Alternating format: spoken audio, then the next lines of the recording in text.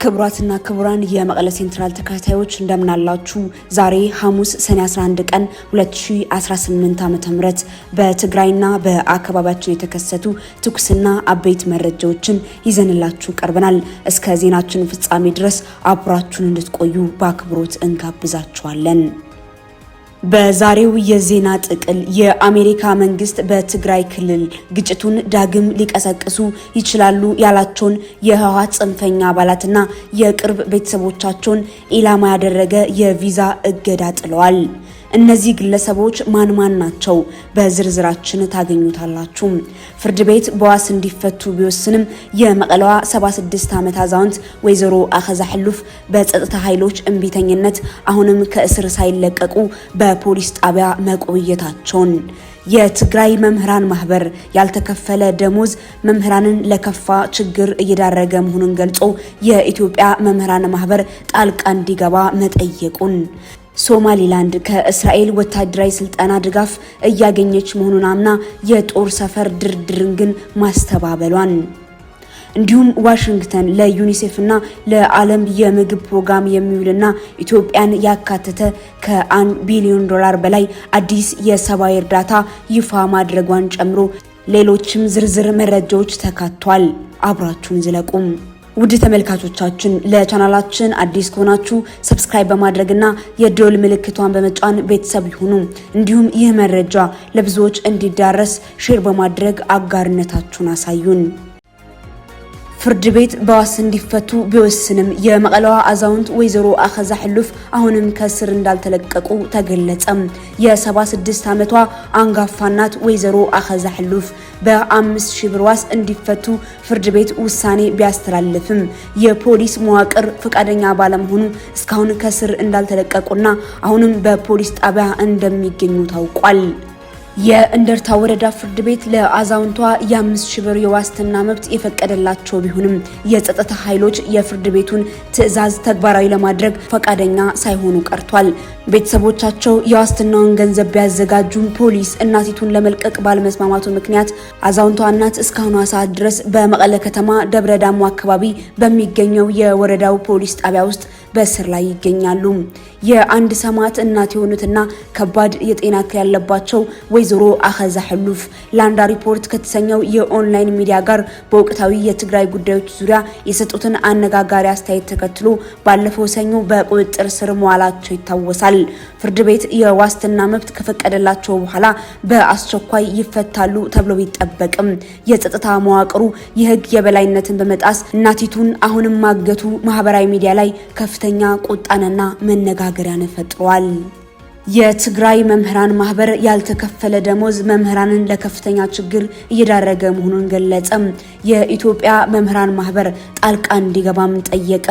በትግራይ ክልል የሚገኙ መምህራን ላለፉት በርካታ ወራት ደሞዝ ባለማግኘታቸው ምክንያት ለከፋ ማህበራዊና ኢኮኖሚያዊ ችግር መጋለጣቸውን የትግራይ መምህራን ማህበር አስታወቀ። ማህበሩ ለችግሩ አስቸኳይ መፍትሄ እንዲፈለግ ብሔራዊ አካል የኢትዮጵያ መምህራን ማህበር በአስቸኳይ ጣልቃ እንዲገባ ጥሪ አቅርቧል። የክልሉ መምህራን ማህበር እንዳስገነዘበው ከፕሪቶሪያው የሰላም ስምምነት በኋላም ቢሆን የመምህራን የደሞዝና የጥቅማ ጥቅም ጥያቄዎች በተገቢ መንገድ ባለመመለሳቸው ምክንያት መምህራንና ቤተሰቦቻቸው መሰረታዊ ፍላጎቶቻቸውን ማሟላት አቅቷቸው በከፍተኛ መከራ ውስጥ ይገኛሉ። ይህ የደሞዝ መቋረጥ መምህራኑን ለረሃብና ለስደት እየዳረገ ከመሆኑም በላይ በክልሉ የትምህርት ስርዓት ቀጣይነት ላይ ከፍተኛ ስጋት መደቀኑን ተገልጿል።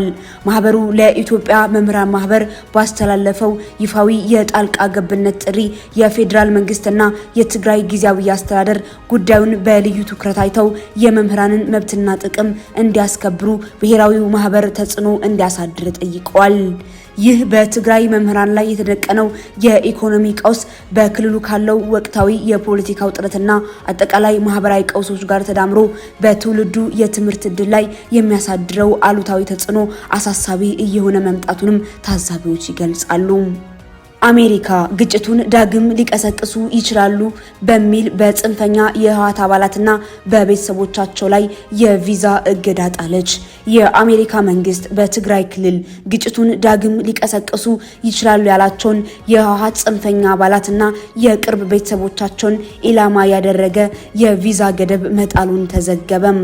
የአሜሪካ የውጭ ጉዳይ ሚኒስቴር ይፋ ባደረገው መግለጫ መሰረት ይህ የቪዛ እገዳ የተጣለው በትግራይ ክልል እየታየ ያለው የፖለቲካና የደህንነት ውጥረት የፕሪቶሪያውን የሰላም ስምምነት አደጋ ላይ የሚጥልና አዲስ ጦርነት ሊቀሰቅስ የሚችል በመሆኑ ነው። አሜሪካ ውሳኔውን ያስተላለፈችው በቀጠናው ያለውን ሰላም ለማስጠበቅና የሰላም ስምምነቱን አፈጻጸም ወደ ኋላ የሚጎትቱ አካላትን ተጠያቂ ለማድረግ እንደሆነም በመግለጫው ተጠቅሷል። ይህ የአሜሪካ ውሳኔ ወጣው በአዲስ አበባ የሚገኘው የአሜሪካ ኤምባሲ ከፍተኛ ልዑካን ቡድን በትግራይ ክልል ያለውን ውጥረት ለማርገብ በሚቀጥለው ሳምንት ወደ መቀለ ሊያቀና መሆኑ በተገለጸበትና ህወሓት የፌዴራል መንግስቱን አዲስ ጦርነት ለመክፈት እየተዘጋጀ ነው ሲል በከሰሰበት ወቅት ላይ መሆኑ ጉዳዩን ይበልጥ አሳሳቢ አድርጎታል። ምንም እንኳን እገዳው የተጣለባቸው የህወሓት አመራሮች እነማን እንደሆኑ ስማቸው በይፋ ያልተገለጸ ቢሆንም እንደ መቀለ ሴንትራል ምንጮች ከሆነ ግን የህወሓት ወታደራዊ አመራር የሆኑት እነ ብርጋዴር ጀነራል ምግበይ ኃይለና ብርጋዴር ጀነራል ወልደስላሴ ግርማይ ወይም ወድም ቤተይ ይገኙበታል። በተጨማሪም የቀድሞ የኢትዮጵያ የደህንነት ኃላፊ ጌታቸው አሰፋ እንደሚገኙበትና ውሳኔው አመራሮቹን ብቻ ሳይሆን የቅርብ የቤተሰብ አባላቶቻቸውም ጭምር የሚያካትት መሆኑንም ታውቋል። ይህ የአሜሪካ አስተዳደር ጠንካራ እርምጃ በትግራይ የውስጥ ፖለቲካና በህወሓት መዋቅር ውስጥ አዲስ አሰላለፍ ሊፈጥር እንደሚችል ታዛቢዎች ግምታቸውን እየሰጡ ይገኛሉ። ሶማሊላንድ ከእስራኤል ወታደራዊ ስልጠና ድጋፍ እያገኘች መሆኑን ገለጸች። የጦር ሰፈር ለመገንባት የሚደረገውን ድርድር ግን አስተባበለች። እስራኤል በሶማሊላንድ ውስጥ ምንም አይነት የጦር ሰፈር እንደሌላት፣ ነገር ግን የሀገሪቱን የፖሊስና የወታደራዊ ኃይሎችን በማሰልጠን ረገድ ድጋፍ እያደረገች መሆኑንም የሶማሊላንድ መከላከያ ሚኒስትር መሐመድ ዩሱፍ አሊ ሮብ ሰኔ 10 ቀን 2018 ዓ.ም አስታወቁም።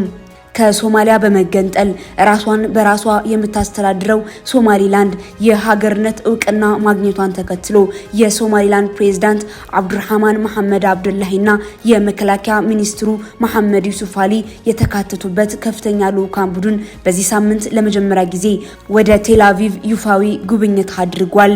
እስራኤል ለሶማሊላንድ የሀገርነት እውቅና የሰጠች የመጀመሪያዋ ሀገር መሆኗ ይታወሳል። የእስራኤል የውጭ ጉዳይ ሚኒስትር በቴል አቪቭ ባዘጋጀው የንግድ ፎረም ጎን ለጎን ለሮይተርስ የዜና ወኪል ማብራሪያ የሰጡት የመከላከያ ሚኒስትሩ ዩሱፍ አሊ እስራኤል በግዛት ውስጥ የጦር ሰፈር ለማቋቋም ድርድር እያደረገች ነው ተብሎ የተሰራጨውን ዘገባ አስተባብለዋል። ሚኒስትሩ በሶማሊላንድ ውስጥ ምንም አይነት የእስራኤል ወታደርም ሆነ ወታደራዊ ሰፈር የለም፣ ነገር ግን የተወሰኑ የፖሊስና የጦር ኃይሎቻችን ለማሰልጠን ድጋፍ እያደረገች ትገኛለች ሲሉ ገልጿል። አክሎም እስራኤል በግብርናና በሌሎች የልማት ዘርፎች ላይ ኢንቨስት እንድታደርግ ጥሪ አቅርቧል። የሶማሊያ መንግስት እስራኤል ለሶማሊላንድ የሰጠችውን እውቅናና የተጀመረውን ወታደራዊ ግንኙነት ሙሉ በሙሉ ውድቅ ያደረገው ሲሆን ድርጊቱን በሉዓላዊነቷና በግዛት አንድነቷ ላይ ሆን ተብሎ የተፈጸመ ጥቃት ስትል ፈርጀዋለች። ይህ በእስራኤልና በሶማሊላንድ መካከል የተጀመረው አዲስ ወታደራዊና ዲፕሎማሲያዊ ወዳጅነት በአፍሪካ ቀንድ ያለውን ቀጠናዊ የኃይል አሰላለፍ ይበልጥ ሊያወሳስበው እንደሚችል ታዛቢዎች ስጋታቸውን እየገለጹ ነው። አሜሪካ ለሰብአዊ እርዳታ የሚውል ከ1 ቢሊዮን ዶላር በላይ ድጋፍ ይፋ አደረገች። ኢትዮጵያ ከተጠቃሚዎቹ አንዷ ናት።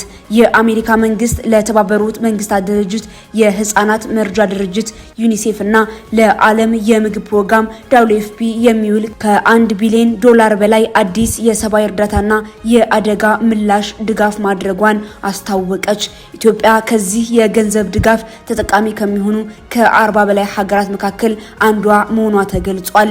የአሜሪካ ውጭ ጉዳይ መስሪያ ቤት ሰኔ 9 ቀን 2018 ዓ.ም ባወጣው መግለጫ ድጋፉ ህይወት አድን የሰብአዊ እርዳታ ስራዎችን ለማገዝ ታስቦ በተቀረጸ አዲስ ዓለም አቀፍ የፋይናንስ ስርዓት ስር የሚሰጥ መሆኑን ጠቅሶ ለዩኒሴፍ ከ218 ሚሊዮን ዶላር በላይ እንዲሁም ለዓለም የምግብ ፕሮግራም ከ800 ሚሊዮን ዶላር በላይ ድጋፍ እንደሚደረግ ገልጿል።